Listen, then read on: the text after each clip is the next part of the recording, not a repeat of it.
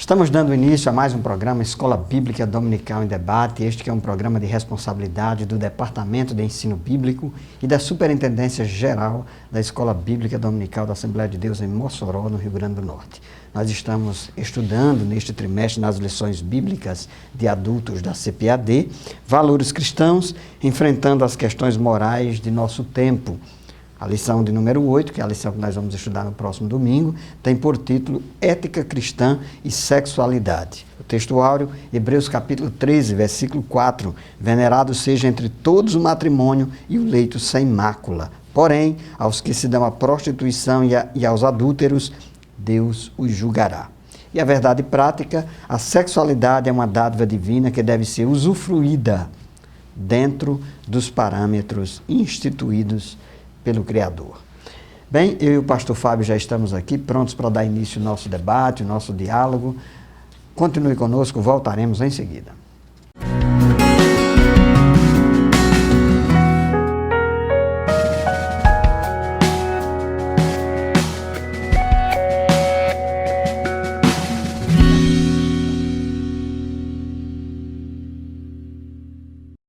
Amados telespectadores do programa Escola Bíblica Dominical em Debate, estamos aqui para estudar mais uma lição deste trimestre sobre ética cristã.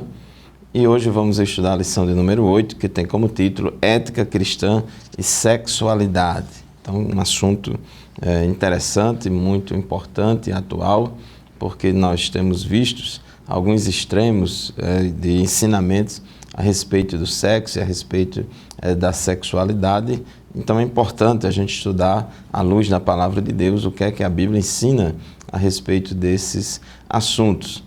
No passado havia muita incompreensão a respeito desses assuntos, porque o catolicismo medieval aqui no Ocidente ensinou muito que o sexo em si mesmo era uma coisa pecaminosa, que a sexualidade em si mesma era uma coisa impura e que tudo deveria ser reprimido, e no máximo admitia-se o sexo para reprodução, e o sexo por prazer era muito combatido, enfim. Uma igreja medieval, católica, que ensinava muitas coisas contrárias à palavra de Deus, contrárias à visão bíblica. E depois, a partir principalmente da década de 60, com a revolução sexual, aí veio as pessoas protestando muito contra esse extremo, pregando um outro extremo que é a de liberalização e muitas vezes de perversão da sexualidade nas pessoas. E hoje em dia nós vemos no mundo uma tendência geral de ir para outro extremo, de considerar o sexo como uma coisa vulgar e adotar muitas práticas sexuais contrárias à natureza, contrárias ao plano de Deus para o sexo e a sexualidade. Então, é uma oportunidade que nós temos de estudarmos este assunto conforme a visão bíblica, a visão da palavra de Deus. O tópico 1 da nossa lição, sexualidade, conceitos e perspectivas bíblicas. Em primeiro lugar, devemos, ao tratar sobre esse assunto, lembrar dos princípios da criação de Deus. Deus, no princípio, conforme nos revela o livro de Gênesis, os 2 primeiros capítulos do livro do Gênesis, fala que Deus criou o homem à sua imagem e semelhança. Deus criou todas as coisas, Deus criou a terra, Deus criou os céus e a terra, criou o homem. E Deus, diretamente com as suas próprias mãos, vamos dizer assim, Ele criou Adão e Eva, mas Ele delegou a Adão e Eva a capacidade de se reproduzir e de gerar pessoas à imagem e semelhança de Deus. E a forma que Deus determinou na sua criação para que isso acontecesse fosse a partir da relação sexual. Então Deus criou o ser humano distinto sexualmente, macho e fêmea. Então ele diz, façamos o homem conforme a nossa imagem, conforme a nossa semelhança. Deus criou o homem, a sua imagem e semelhança, macho e fêmea os criou. Então, biologicamente, anatomicamente, Deus criou o homem, Deus criou a mulher, e a biologia, conforme diz o tópico 1.1 da nossa lição, define sexo como um conjunto de características orgânicas que diferenciam o macho da fêmea. Então, o homem e a mulher são diferentes anatomicamente, são diferentes fisiologicamente e são diferentes em alguns aspectos psicológicos, e eles se complementam no casamento, tornando-se ambos uma só carne e aptos para a reprodução. O homem tem a capacidade, por ter o sexo masculino, de produzir o gameta masculino, o espermatozoide, e a mulher, por ser do sexo feminino, tem a capacidade de produzir o gameta feminino, que é o óvulo. Então, este está mais relacionado, o sexo está mais relacionado à questão biológica. Porém, tem outro aspecto disso aí, que é a sexualidade. Então, isso é muito importante, a questão da sexualidade. Então, o nosso comentarista, ele define aqui que a sexualidade representa o conjunto de comportamentos, ações e práticas dos seres humanos que estão relacionados com a busca da satisfação do apetite sexual, seja pela necessidade do prazer ou da reprodução. Então, observe, meu querido irmão, minha querida irmã, que a sexualidade já está relacionado ao comportamento sexual, à busca para satisfação do apetite sexual, do impulso sexual. Então, pastor José Roberto, então, biologicamente, o ser humano é homem ou mulher, mas na questão, o homem e a mulher, ele busca, é natural, Deus criou o homem e a mulher com um apetite sexual, com um impulso sexual, e esse impulso sexual em si mesmo, ele não é mal, não é pecaminoso, é algo natural que Deus colocou para que o homem e a mulher pudessem se interessar pelo casamento, pela reprodução e pela satisfação sexual. É isso mesmo, pastor Fábio. O ponto 1.2 da nossa lição, que trata sobre o sexo como componente biológico criado por Deus, Gênesis capítulo 1, versículo 27, está escrito: portanto, macho e fêmea os criou. Deus os criou, macho e fêmea. A constituição biológica do ser humano, anatomicamente e fisiologicamente, é distinta para o homem e para a mulher, de tal modo que nós podemos afirmar que Deus criou o órgão sexual masculino e feminino para que houvesse complementação. E o sexo, sendo uma criação divina, conforme já foi dito aqui neste programa, não é mal, não é negativo, muito pelo contrário. As Escrituras ensinam que depois que Deus criou o ser humano e criou o homem e criou a mulher, Deus fez a seguinte declaração, que se encontra no capítulo 1 do livro de Gênesis, no versículo 31. Viu Deus tudo quanto tinha feito, e eis que era muito bom. Não apenas era bom, mas era muito bom. Então Deus ficou satisfeito, realizado com a sua criação e com a criação dessa distinção, macho e fêmea, e para a complementariedade, inclusive sexual. Então o sexo deve ser visto como algo prazeroso, como uma bênção e uma dádiva de Deus, nós vamos ver mais adiante, desde que esteja dentro dos padrões divinos. E essa visão do sexo enquanto algo negativo, pecaminoso, proibido em si, conforme o pastor Fábio já ressaltou, nos foi legada pela igreja medieval, que por sua vez veio de uma visão negativa do corpo e da sexualidade, que também veio do paganismo e da filosofia. Então, isso chegou dentro do cristianismo, se instalou. Nós temos, por exemplo, um dos principais expoentes da igreja cristã, que foi o Agostinho de Hipona, e a gente já identifica nos escritos de Agostinho de Hipona, justamente porque ele, antes de se converter ao cristianismo, estava muito envolto a práticas sexuais ilícitas, fora dos padrões cristãos e divinos. Então ele vem para o cristianismo e traz uma carga toda negativa em relação a essa questão da sexualidade, inclusive tendo abandonado uma mulher com quem ele vivia e se entregando ao celibato. Bem, nós ainda vamos tratar muito mais a respeito deste assunto. Convidamos você a permanecer conosco, voltaremos em seguida.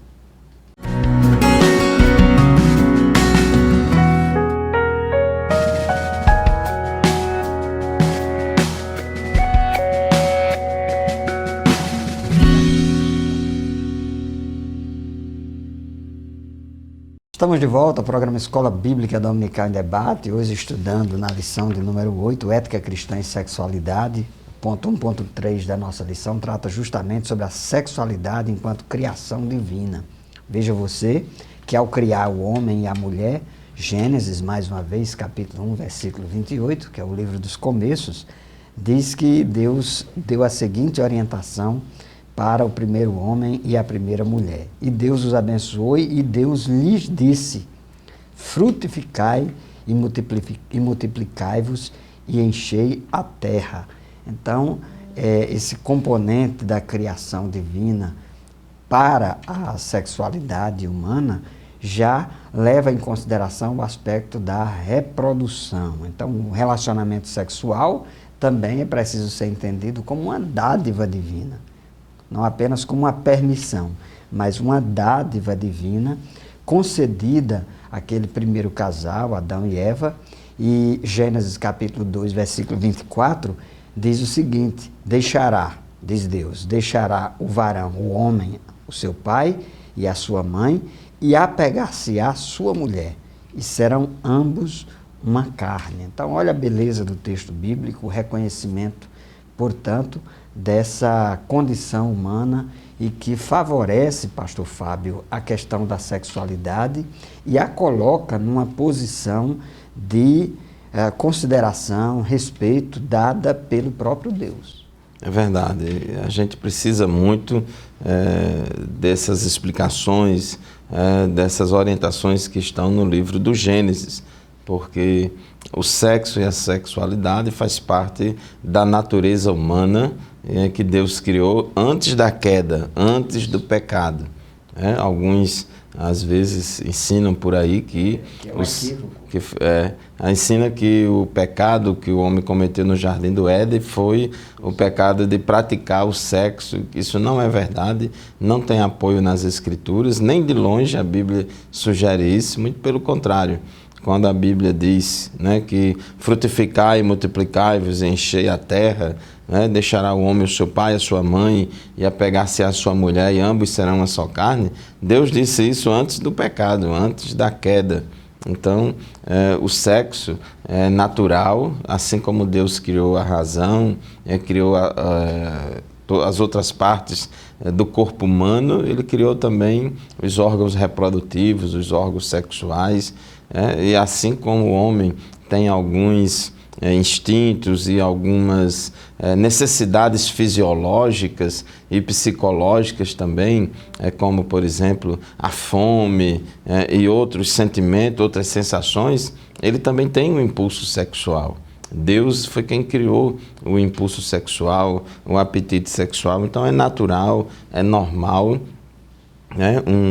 um homem sentir o desejo de desenvolver, de praticar a sua sexualidade, e a mulher também é normal, é natural, faz parte da natureza dela.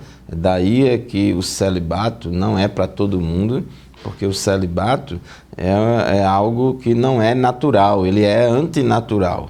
Não é pecaminoso se alguém deseja seguir o celibato, seguir o celibatário, Se alguém deseja adotar o celibato por uma questão nobre, uma questão justificada, vamos dizer assim, não há nenhum problema. Deus não impõe o celibato a ninguém, mas o natural é o rapaz buscar uma moça para casar, uma moça buscar um rapaz para casar, né? E dentro do casamento, no âmbito do matrimônio, praticar a sua sexualidade. Então é muito importante, querido professor, querida professora da escola dominical, na classe com os alunos, a gente deixar muito claro esses conceitos de sexo e sexualidade. O sexo é mais a questão biológica e a sexualidade se refere mais à prática sexual, à busca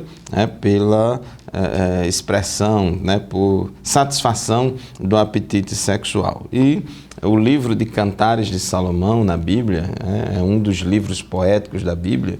A Bíblia dá tanta importância ao amor conjugal, ao amor eros, dentro do casamento, do âmbito do matrimônio, que tem um livro que fala demais sobre isso.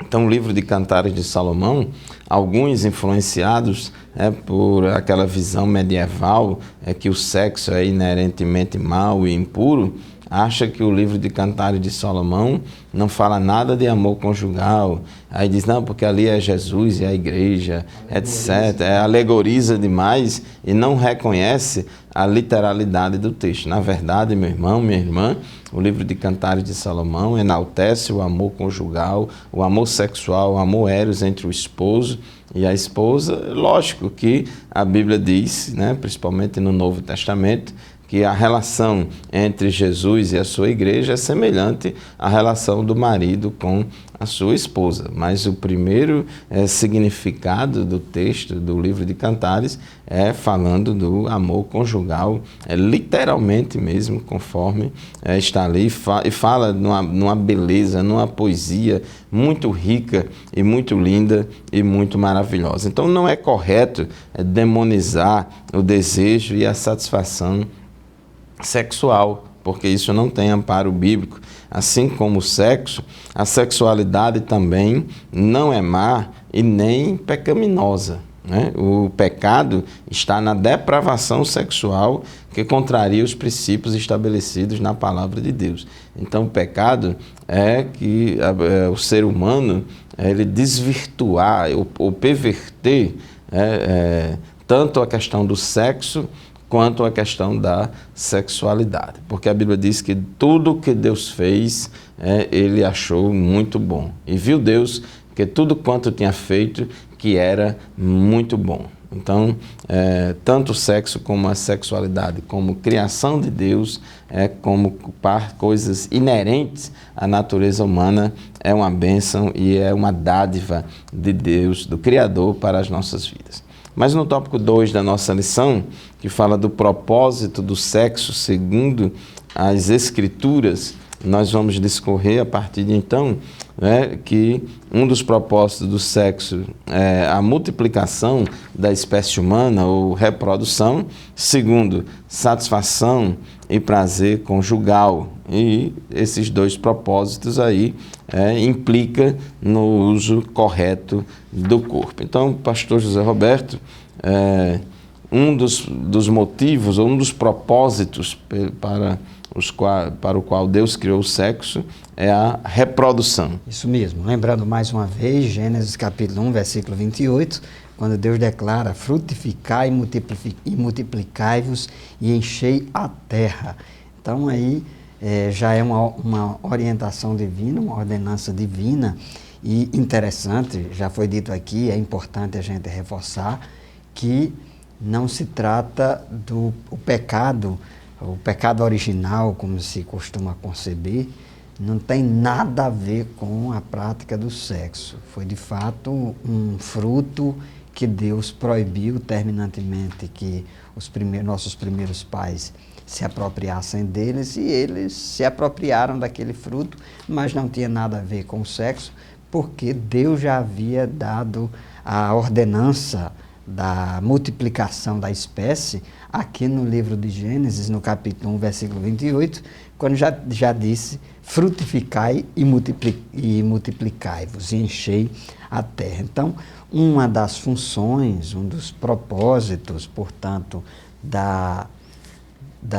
do sexo ou da sexualidade é a reprodução. Deus concedeu ao ser humano os meios para se multiplicar, né? Assegurando-lhe a dádiva da fertilidade, para que o homem levasse adiante a sua geração, a sua espécie.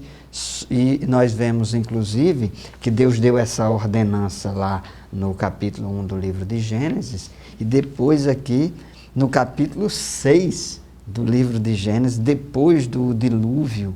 Então Deus dá a mesma orientação, e Deus abençoou a Noé e a seus filhos, e lhe disse: frutificai e multiplicai-vos e enchei a terra. E daí nós compreendemos que a procriação e a reprodução é não o único objetivo e propósito da sexualidade. Vamos fazer mais um intervalo, voltaremos em seguida.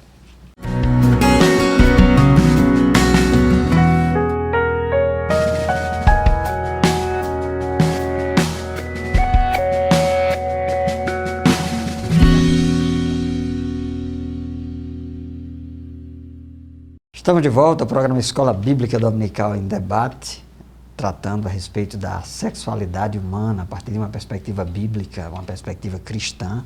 Nós sabemos que existem muitos mitos, concepções equivocadas a respeito da sexualidade. Nós estamos trazendo aqui a base bíblica e cristã para a sexualidade. O ponto 2 da nossa lição, tratamos já a respeito do propósito da sexualidade, ou pelo menos de um dos propósitos da sexualidade.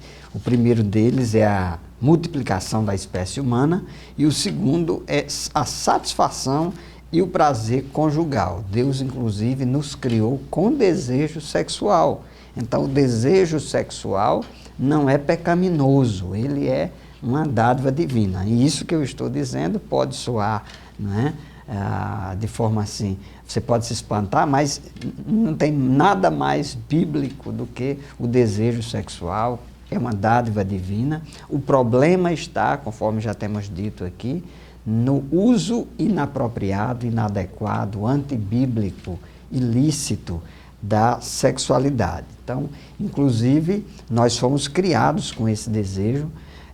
O apóstolo Paulo, na sua epístola aos Coríntios, no capítulo 7, ele diz que algumas pessoas, é o caso dele especificamente, receberam de Deus um dom, e foi o dom do celibato. Paulo, não, pelo menos que se possa atestar nos textos bíblicos, ele não casou, ele se entregou, se devotou exclusivamente para o ministério cristão, e ele disse que fez isso porque tinha o dom de Deus. Então, se a pessoa não tem o dom de Deus, é complicado, né?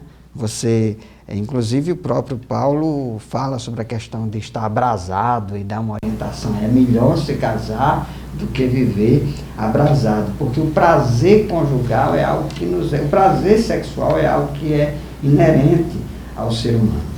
Infelizmente, a Igreja Católica, o Concílio de Trento, mais especificamente, em 1545 em diante, ele disciplinou a prática sexual e colocou a prática sexual exclusivamente com os fins de reprodução. Então, acabou, pastor Fábio, atestando que o desejo sexual era algo negativo, impuro, pecaminoso, e que não há qualquer respaldo bíblico neste sentido. Inclusive, Provérbios capítulo 5, versículos 18 e 19, seja bendito teu manancial e alegra-te com a mulher da tua mocidade. Os livros poéticos da Bíblia, especificamente o livro de Provérbios, o livro de Cantares, como nós já tratamos aqui, são livros que expressam de forma metafórica e poética a beleza do amor conjugal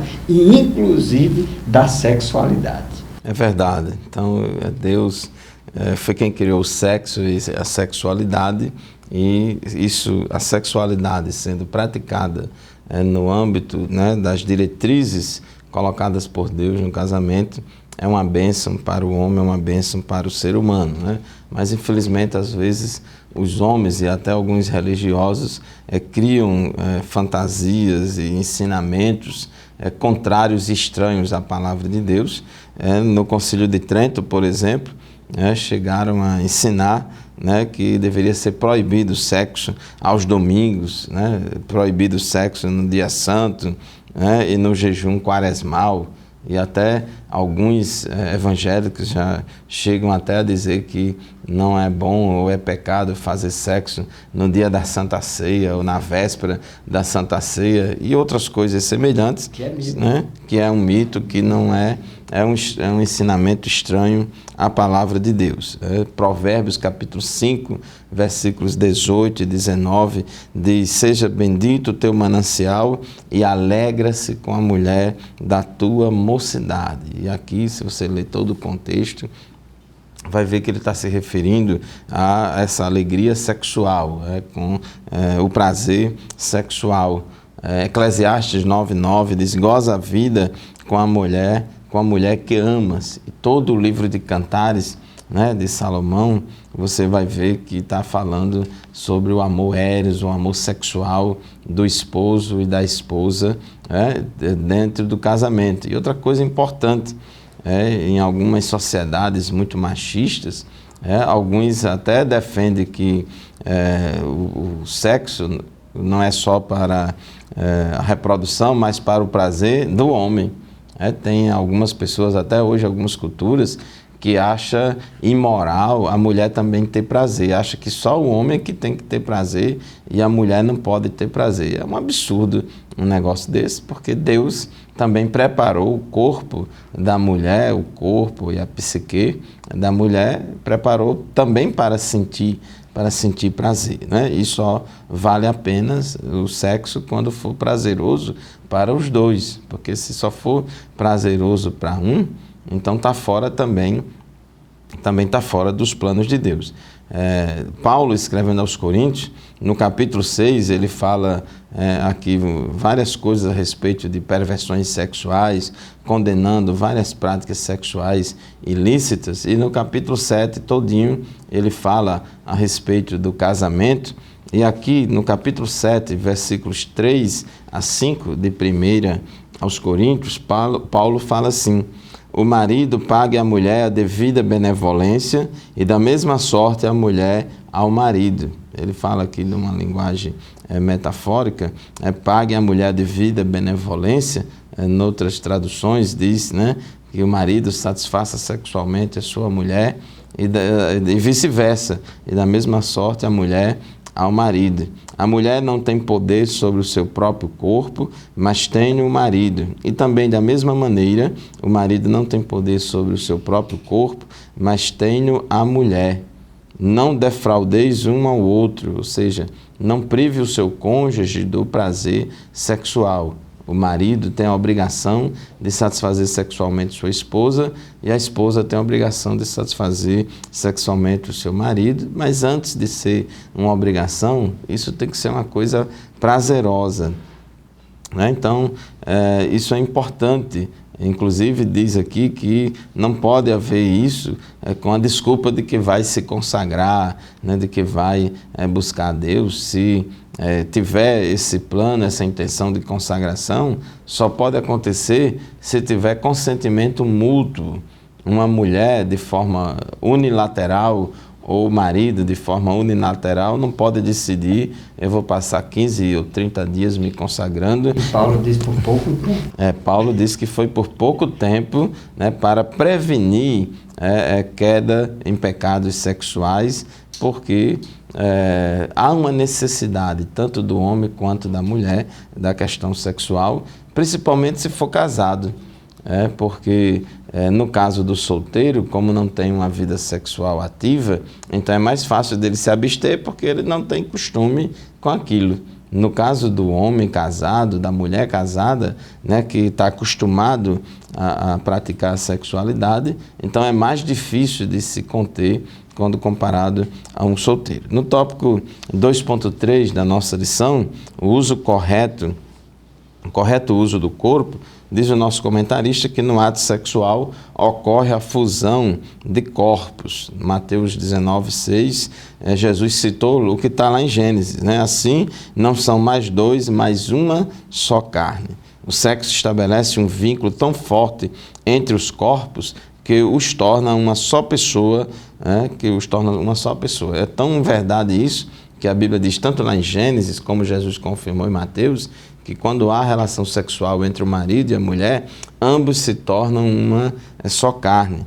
Paulo também, quando fala no capítulo 6 de 1 aos Coríntios, no versículo 16, e diz que quando uma pessoa se une com uma meretriz, diz assim: ou não sabeis que o que se ajunta com uma meretriz faz-se um corpo com ela, porque serão, disse, dois numa só carne. Então, a relação sexual é uma intimidade muito grande, muito forte entre o homem e a mulher, e essa intimidade deve ser praticada, deve ser vivida no âmbito do casamento, porque o corpo não pode, pastor Zé Roberto, como diz aqui o nosso comentarista, citando Paulo, no capítulo 6 de 1 Coríntios, o corpo não pode servir à promiscuidade, mas deve glorificar a Deus, o nosso Pai. Devemos glorificar a Deus no nosso corpo, no nosso espírito, na nossa alma. É isso mesmo. Vamos fazer mais um intervalo e voltaremos em seguida.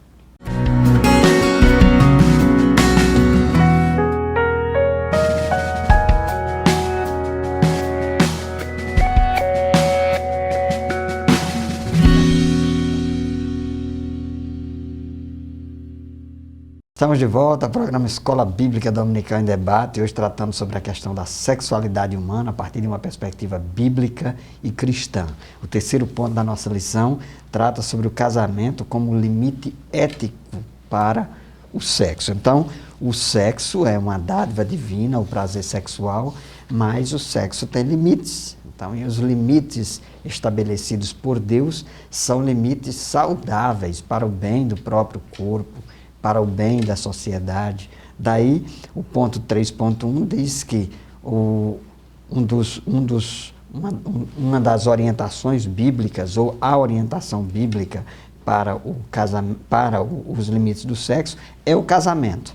E o casamento é legítimo, o casamento é uma instituição divina, e ele foi dado, primeiro, como prevenção contra a fornicação. Mas o que é fornicação? A palavra que não é muito comum, Mas a palavra fornicação, ela está relacionada à prática sexual entre pessoas solteiras. Nós vivemos numa sociedade em que a sexualidade entre pessoas solteiras se tornou uma prática corriqueira, comum, normal e até naturalizada. Mas, biblicamente, não há esse respaldo. Inclusive, para prevenir esse pecado sexual, Paulo orienta os cristãos a se casarem. Ele escrevendo aos crentes lá de Corinto, da cidade de Corinto, capítulo 7, 1 Coríntios, capítulo 7, versículo 2, Paulo diz: por causa da prostituição ou da fornicação, cada um tem a sua própria mulher e cada uma tenha o seu próprio marido. Portanto, pastor Fábio, a gente entende aqui que o casamento é uma instituição divina que foi dada por Deus com o objetivo de evitar também que houvesse o pecado sexual.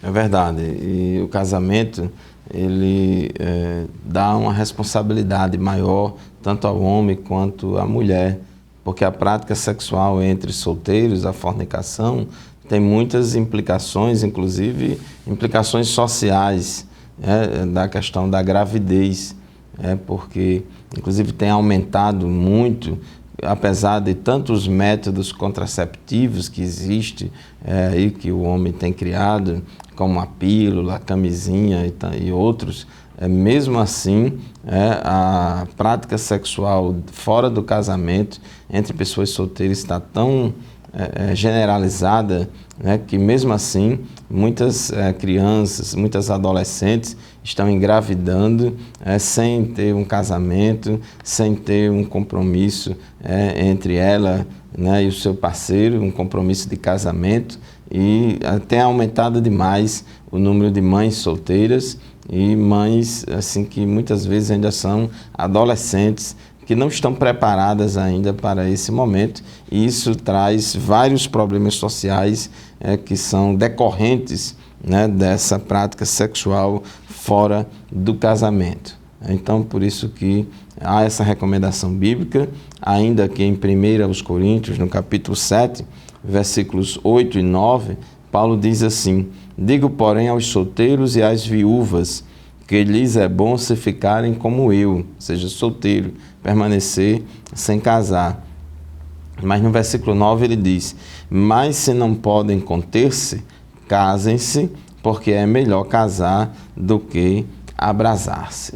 Então, é importante essa recomendação bíblica, porque o jovem cristão, o jovem que ainda é solteiro, ele tem que ter cuidado, porque é melhor casar do que viver abrasado. Agora, um problema muito grande que acontece de práticas sexuais antes do casamento por pessoas solteiras, acontece não somente por essa influência do mundo que está muito naturalizado, que ficam colocando na cabeça dos jovens que o jovem que ainda não praticou sexo antes do casamento é porque ele é isso, é aquilo outro, e até às vezes um jovem, principalmente os rapazes, às vezes são até bulinados na escola ou entre a turma se ele declarar que é virgem. Então isso soa como um absurdo, e muitos jovens às vezes também vivem abrasados porque se entregam à pornografia. Existe toda uma indústria pornográfica que se utiliza de imagens, de cenas, de vídeos, de fotos, de desenhos, tanto na internet quanto na televisão, no cinema, no teatro, nas artes de modo geral e no dia a dia. E muita gente lucra, a indústria pornográfica mundial lucra muito, tem muita gente ganhando dinheiro explorando a pornografia, e muitos jovens se envolvem com essa questão de pornografia e aguçam excessivamente seus apetites sexuais, os seus impulsos sexuais que são naturais, são potencializados, são aguçados além do extremo por causa da pornografia, e o jovem termina praticando a fornicação, se envolvendo, como Paulo diz lá em Gálatas 5,19, com obras da carne como prostituição, impureza e lascívia. A prostituição, a impureza e a lascívia são 3 obras da carne relacionadas a essa questão sexual, que muitas vezes, pastor José Roberto, as pessoas se envolvem com isso porque só vive pensando naquilo, e só vive pensando naquilo por causa de todo esse apelo. Vivemos uma sociedade muito erotizada, em que o sexo se tornou um Deus, um fim em si mesmo para muita gente, e achando que perdeu a beleza do sexo, como aquele amor entre o homem e a mulher, e a questão da criação, da missão do Criador que deu para o homem, e acha que sexo é apenas fisiologia, é corpo, é uma coisa animalesca. Isso mesmo. E pastor Fábio, o C.S. Lewis, já num dos seus escritos, ele dizia que nós saímos de uma sociedade eros, a partir de uma visão bíblica e cristã, e fomos para Vênus. Então, ele utiliza esses termos para retratar justamente essa condição da sociedade contemporânea, que anda muito sexualizada. E aí justamente o ponto 3.2 da nossa revista fala sobre o casamento e o leito sem mácula. Cita inclusive o texto bíblico, que é o texto áureo da nossa lição: venerado seja entre todos o matrimônio e o leito sem mácula, porém aos que se dão à prostituição e aos adúlteros, Deus o julgará. Então, do mesmo jeito que a gente destacou, pastor Fábio, essa questão da fornicação e da sexualidade entre jovens fora do casamento, hoje nós temos um índice altíssimo de adultério e de práticas sexuais ilícitas dentro do casamento. E isso acontece também, além da natureza pecaminosa, adâmica, caída, nós vivemos numa sociedade hoje que nós temos um contexto também que favorece o adultério, hoje com o fenômeno, o boom das redes sociais, das mídias sociais, de redes sociais. Isso tem favorecido e atrelado inclusive a questão da pornografia e dessa sexualidade toda, isso tem favorecido a prática do adultério, inclusive nos contextos cristãos, se tornando um problema também para as igrejas evangélicas. Isso mesmo, pastor Zé Roberto, meu querido telespectador. Tem pessoas, a gente tem visto que o adultério tem destruído muitos casamentos e tem trazido muitos estragos às famílias. E tem pessoas até que se gabam de não cometer determinados pecados sexuais, de fornicação, de homossexualismo, de bestialidade, mas são adúlteros. São adúlteros, então tanto um quanto o outro é pecado. Então não pode você, porque é heterossexual, querer se gabar porque é garanhão, porque tem muitas mulheres, porque é polígamo e tal, mas isso também é uma perversão sexual, isso é uma prática sexual que é contrária aos planos de Deus. Então a Bíblia deixa muito claro que Hebreus 13:4, né, não é à toa que está aqui como texto áureo, e eu quero repetir de novo aqui para vocês, para concluir nosso comentário neste momento. Venerado seja entre todos o matrimônio. Devemos considerar o matrimônio, o casamento, porque foi uma criação de Deus e não uma criação social, não uma construção social, mas foi Deus quem criou o matrimônio e o leito sem mácula, o leito nupcial, o seu leito nupcial. O homem ser puro para sua esposa, a esposa ser pura para o seu marido, é fundamental. Aí Deus traz uma advertência. Porém, aos que se dão à prostituição, à porneia, ou seja, toda e qualquer prática sexual ilícita, e aos adúlteros, que é aquela pessoa que é casada e pratica sexo fora do casamento, Deus os julgará. Inclusive, pastor José Roberto, as práticas sexuais virtuais, porque às vezes tem pessoas que acham que só é pecado se tiver conjunção carnal, aí diz, não, pode fazer um exame, pode ir no ML fazer um exame que não teve nada, mas inclusive tem pessoas lucrando, vendendo imagens, praticando sexo virtual, em sites de sexo virtual, para alimentar fantasias sexuais e às vezes acha que não está pecando, Então isso é muito sério, é muito grave. Vicia e causa males ao casamento, inclusive à sociedade. Então, nós estamos concluindo o nosso programa dizendo que o sexo e a sexualidade são atos da criação divina, são dádivas do próprio Deus, no entanto, devem ser satisfeitos dentro do plano original do próprio Deus, para o bem de nós mesmos e para a glória de Deus. Queremos dizer para você também que o debate continua na Escola Bíblica Dominical da sua congregação. Você é o nosso convidado especial para estar em algumas das nossas congregações da Igreja Evangélica Assembleia de Deus, participando da Escola Dominical de mais esse tema palpitante a respeito da sexualidade. Fiquem todos na paz do Senhor e até o próximo programa, se Ele mesmo permitir. A paz do Senhor e até o próximo programa, se Deus quiser.